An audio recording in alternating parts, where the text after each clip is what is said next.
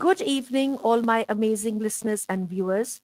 This is Roshika Ali here once again with another very amazing guest. This is Andrea Mason, and she is a life coach. She is a mentor. She is there for people to go to for help and guidance. Uh, Her company's name is it's play. Press Andre, could you press play and Plan Life uh, According to You, LLC. yes, press play and plan life according to you, LLC. It's a registered company that Yes. all people who are interested in getting guidance about counseling in various fields of life should feel free to contact Miss Mason, and she will be there to help you and guide you through your most darkest hours.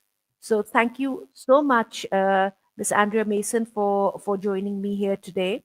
Now I know all your work about being a life coach, Mhm. and I I would like you to just explain to our audience what does being a life coach entail.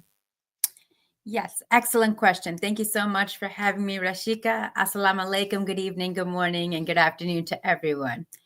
What a life coach entails, in my perspective, in my views, is meeting individuals where they're at, listening effectively, communicating empathetically, as well as providing solutions.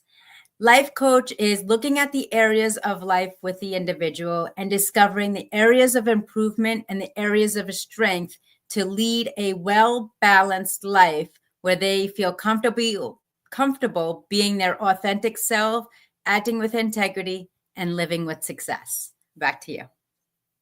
All right, now, Andrea, I know that you have an extensive experience of social work.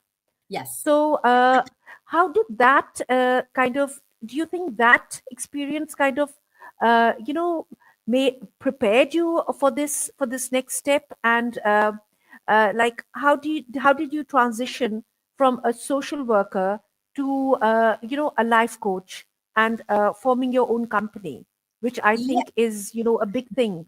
Yes, absolutely. Thank you for asking the question. Well, it's based on personal experiences. As mentioned in other segments, I was a victim of abuse and bullying of all kinds: physical, mental, emotional, spiritual, sexual, whether it be shoved into lockers or thrown into trash cans or being outcasted for not fitting in. So the lines of and areas and industries of social work allowed me to understand the various cultures of the world, lifestyles, belief systems, and the psychology component allowed me to understand the science behind it.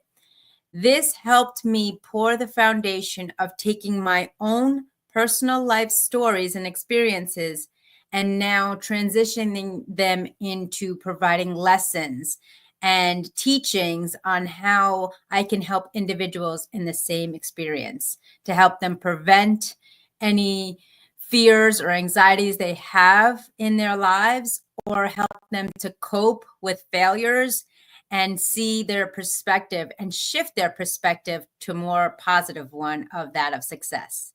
Back to you.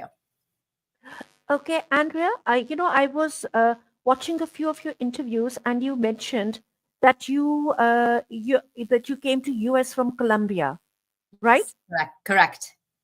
Yeah. So you see, like, do you think it was because of your immigrant status that you were subjected to bullying and maybe mistreatment more than other people? Yes, I do believe so. Because remember, people unfortunately judge people based on their differences, their socioeconomic status, their religion, their culture, their wardrobe, their personality, even the way they speak. And I believe that was kind of one of the key components, as you've mentioned, because I was so different from the community I was adopted into, that because they didn't understand it, they didn't recognize it, or were unable to relate, that was allowing me to be the outcast and the reason for being of that victim mentality and that victimization. So wasn't there anyone there to save you? Couldn't you go to anyone? Well, that's a great question. My parents were of American descent. They were my go to, my father, my hero, my mother, and my inspiration. But when you're a young child, at least for me, I felt embarrassed to share these stories and experiences with my parents. They were very successful individuals and high regard. They have achieved their goals both financially and professionally. So to come home and share with them that I was bullied or I was abused or I was made fun of, I was embarrassed. So I was ashamed. I didn't want to bring that perspective into my home because I was unconditionally loved with my family. So I took it upon myself to figure out, okay, well, I have to deal with this myself. As a young individual, I believed in my mindset that I was the reason or causing this or attracting this behavior. But as the stages went by, I did reach out to my family, and with their amazing support, I was able to get a different perspective and walk with confidence again.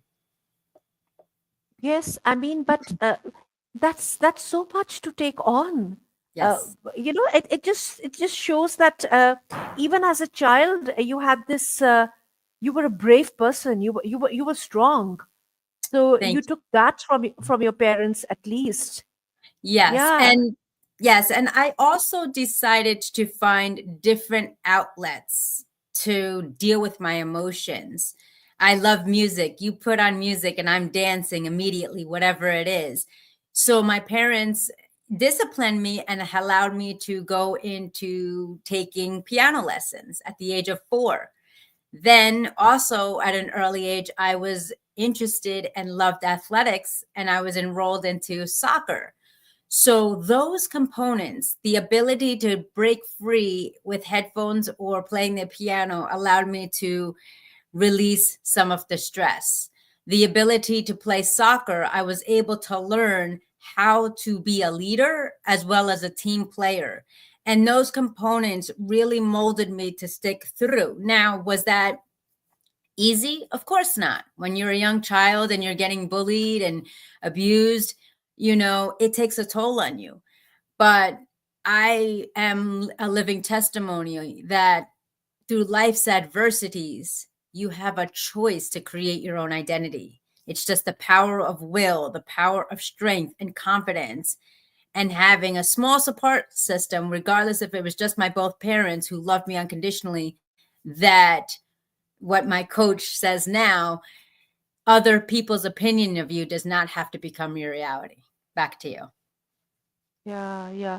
Okay, Andre, what advice would you give to children in, let's say, our part of the world, India and Pakistan and Asia, and also some parts of Africa, where where children do not necessarily have that outlet, and Right. where we have a very strict disciplinarian, the mindset of the adults Right. is very strict, and they enforce discipline.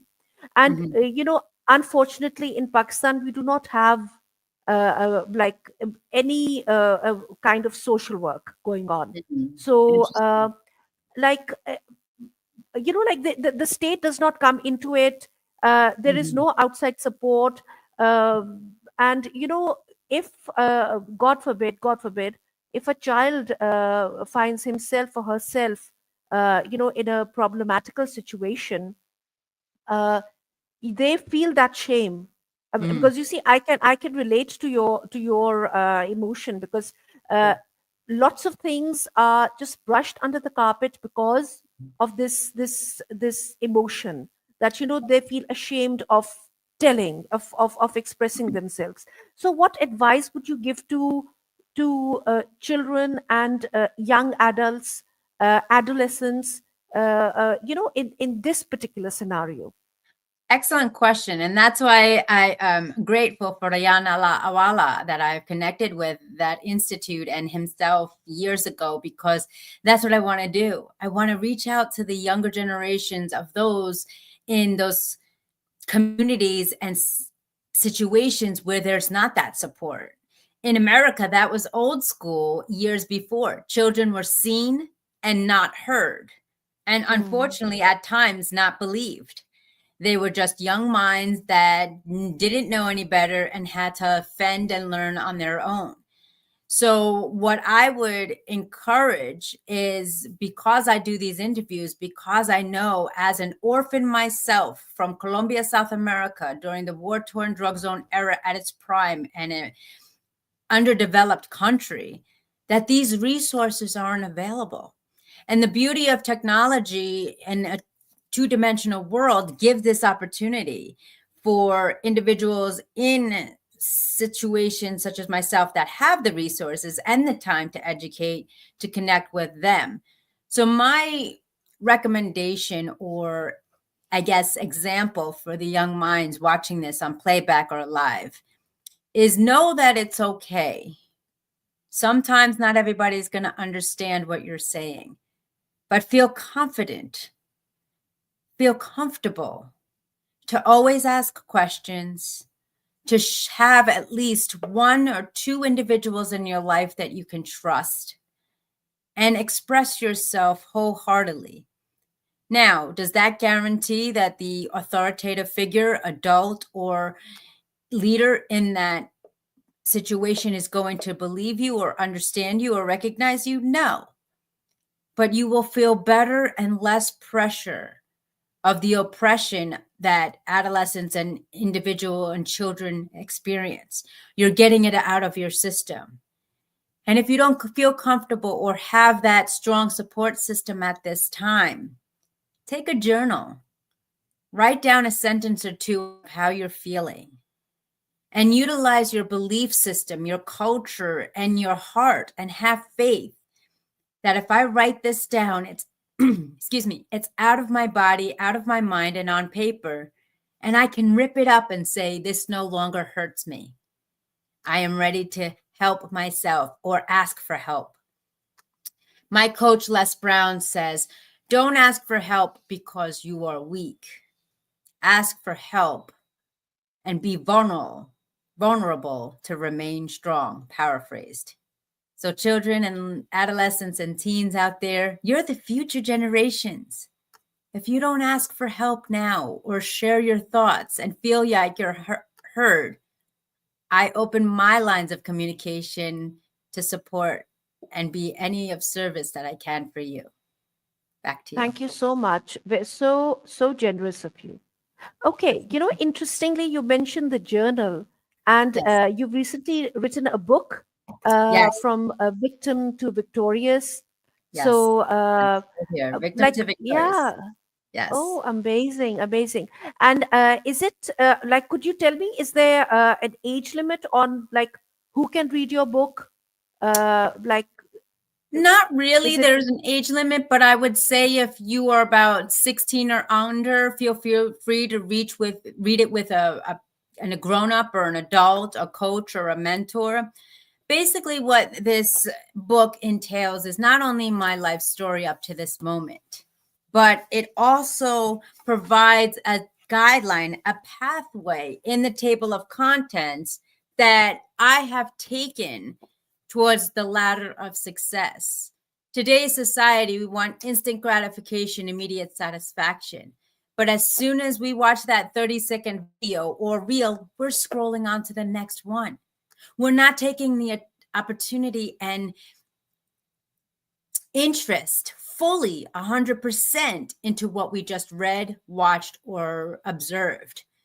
So, what I and definitely encourage is to grab your purchase. I'll put the link, I'll provide the link to the show notes there, and look at it, because it says we all have the book of life. We all have a book of emotions, birth, crossing over, having relationships, family relationships, being a student, being a business person, being a person of society. But if we aren't able to really identify who we truly are in our morals, in our ethics and values, and create our own identity, then it's really difficult for us to connect with others. And that's what I aim to do every day with Plan Life According to You. I meet you where you're at. I make sure you understand who you are and who you want to be and provide the results. This book is definitely a guideline on simple steps, action steps, small steps that you can take based on my personal experiences and teachings to take the road and the journey towards success. Back to you. Thank you so much. Okay, and another thing, Andrea, you see, in our part of the world, we don't have life coaches. Right. We don't like either people go to doctors and they get doped up, they get Mm-hmm. like with the with like with if you go to a mental health specialist, the first thing they probably would do is Medication. put you on some medication, right? Yes. And or they use religion, like they really rely on people that they consider to be spiritually better than Mhm. them, or and they believe in chants and prayers Mm. and mantras and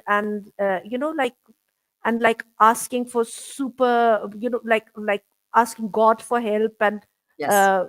doing all sorts of rituals for that. Right. um what part how much of this aspect of the ritualistic, the spiritual aspect, and how much of the medical aspect comes into your purview, like as a life coach? Right. Do you for example prescribe some medication? As a life coach, do you sometimes prescribe some spiritual practices?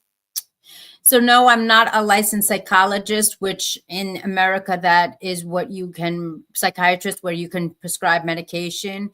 But everybody's different, and to understand where they came from, their belief system, and what works for them, what I do is I really get a deep dive of understanding the person's background, their religion, as well as what they're aiming to thrive for.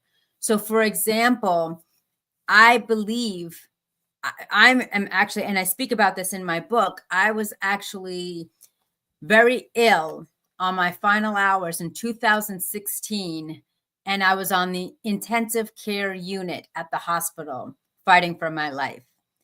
And they had diagnosed me with myasthenia gravis stage 5, where your entire immune system shuts down, inability to breathe, eat, move, walk, the whole nine. And at that time, I was studying mind over matter, understanding how the mind works, learning about holistic practices that the earth can provide. There's a plant for something to help you heal your own body. The body actually heals itself. An excerpt, the late great Bob Proctor of The Secret, he actually talks about this in his segment about how what you think in your mind comes to reality. Think about it. As a young child, if you're on a playground and you're about 5 years old, you have to go to the bathroom. You raise your hand or you shout on the playground, I have to go to the bathroom. All of a sudden, 3, 4, 5, 6, 7 kids have to go to the bathroom because they see it and that's on their mind now. So the greats say energy flows where focus goes. Same applies with the medical practice.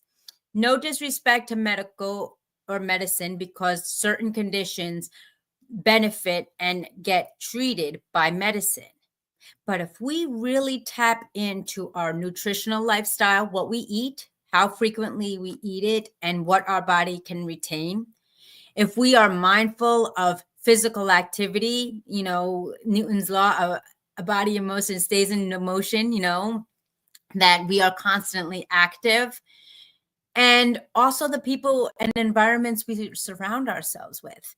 we lose track that we are in control of what we watch, eat, listen to, click on, and surround ourselves with. So, does medicine help? Some for some. But we also have to be mindful that medicine isn't a one size fits all. It depends on the person's body type, it depends on their genetic and chemical makeup. So I always advise learn the techniques about your body on how you can heal yourself and how body and foods react, as well as your environment. And what I do as a life coach, if somebody's struggling with wellness or struggling with, you know, getting into shape or struggling with their mental capacities of having a work life balance or being happy, we get to the root cause of it. Okay. And I ask those questions. What are you eating? Where does your lifestyle look like? What does your friends and community look like? Are you getting adequate sleep? Do you have a habitual routine, habitual ritual? So those are the components that I really tap into, because going back to the hospital condition, they were really, saying that if they were unable to treat whatever condition I have, they don't know how long. And I referred Oh, back to Bob Proctor's segment on the secret. And a family member reached out to me and said, this is not where you need to be right now. You need to be home with your family and you need to be continuously helping people. And to be quite honest, Miss Rashika, what happened is I went to sleep that night. I'm going to fight whatever's going on in my body.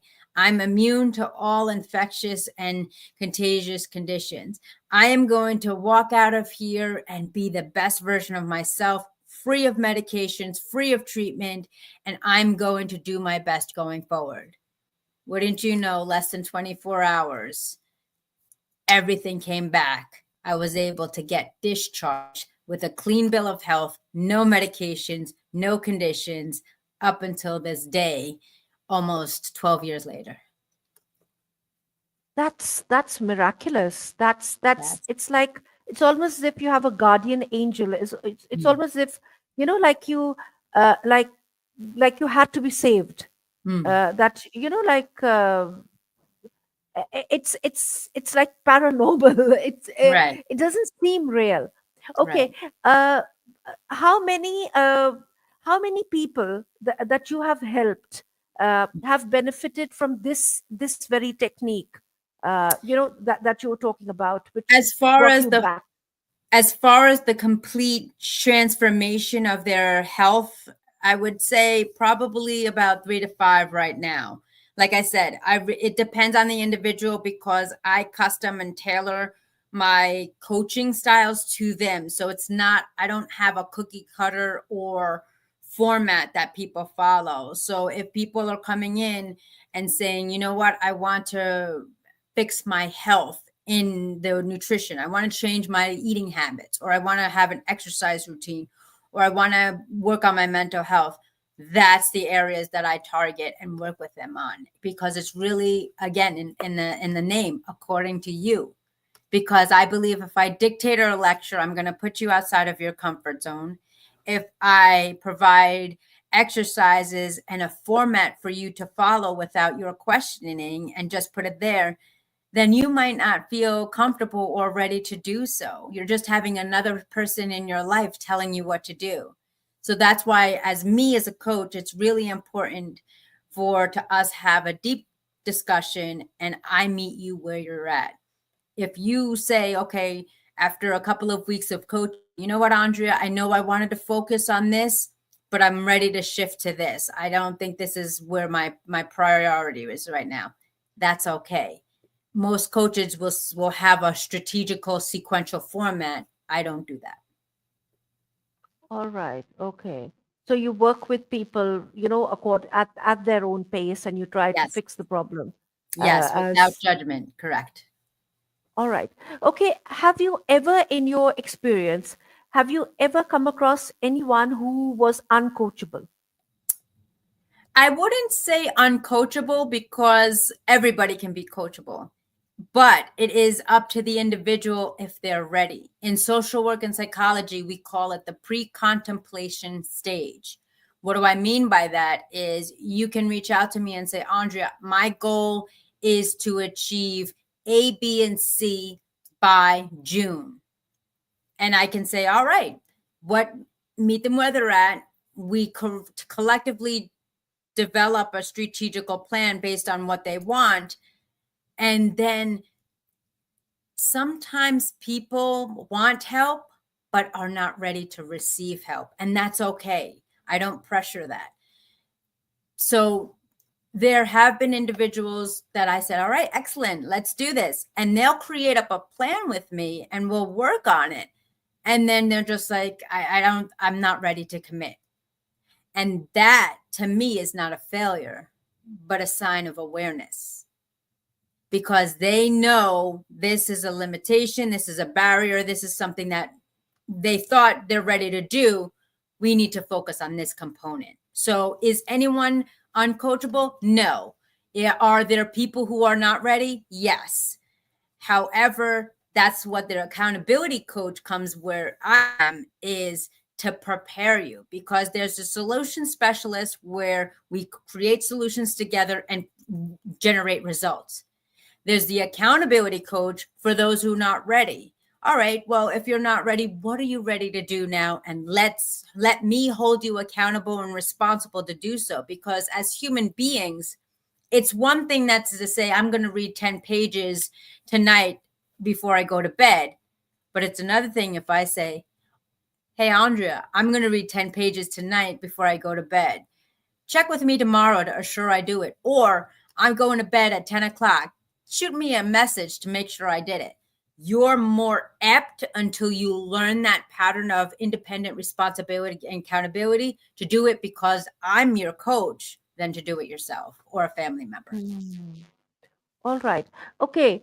This is, I have so many, I'd like to carry on our conversation because I'm having so much fun. I'm learning so much. Um, Excellent. but, our time is running short. So I will end by one last question to you.